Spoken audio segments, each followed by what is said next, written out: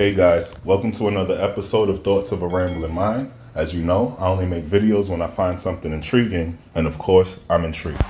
Hey guys, this video is going to be about a purported $50 million deal that Terence Crawford proposed to Errol Spence and Al Heyman. I just thought I had a real funny take on it, so I hope y'all enjoy. I have two companies, that reach out to me that, wanted to give me and Spence $25 million guaranteed up front.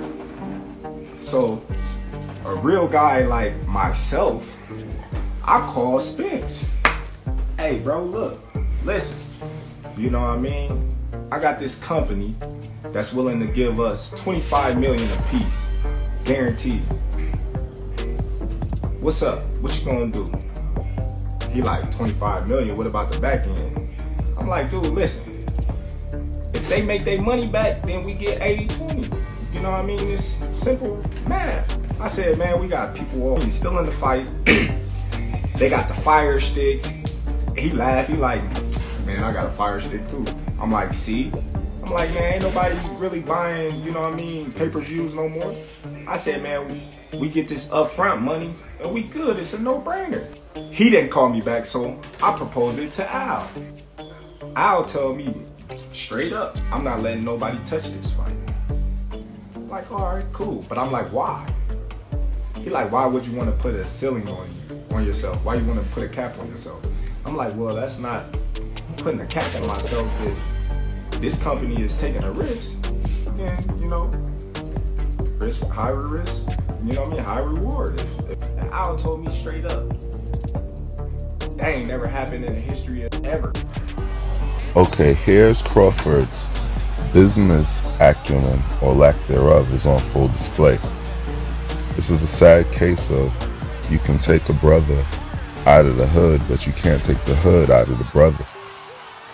Here he's trying to convince Errol Spence to undercut his contractual agreements with his partnership in order to do a cash upfront deal in which there's no backside money. Crawford doesn't understand royalties, streaming, or creating wealth for your family, your children, and your offspring. Crawford is still in the mentality of those that come fresh out of the hood, where they want to get the money now. Fast money, quick money, what you can see in front of you. No time for the fine print and the paperwork.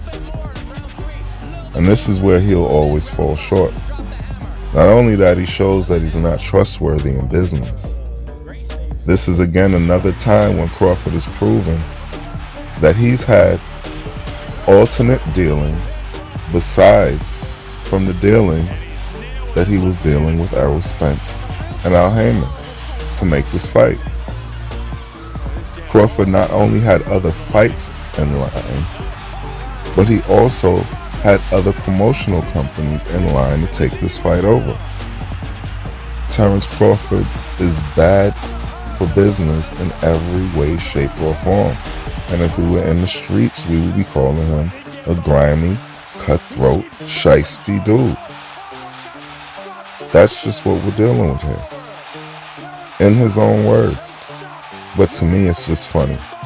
It's funny how obvious this thing looks like a street deal gone bad when you just really look at it. Then the knucklehead doesn't even realize what he's doing or how bad of an idea it is. He goes over to the promoter with the same drug deal and he says to him, let's do something.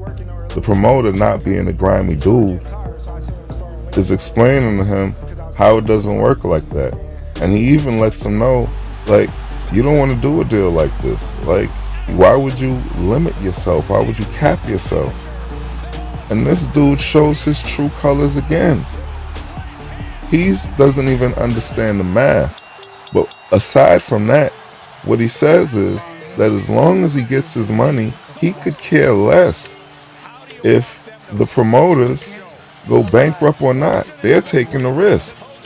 You take a high risk, you get a high reward.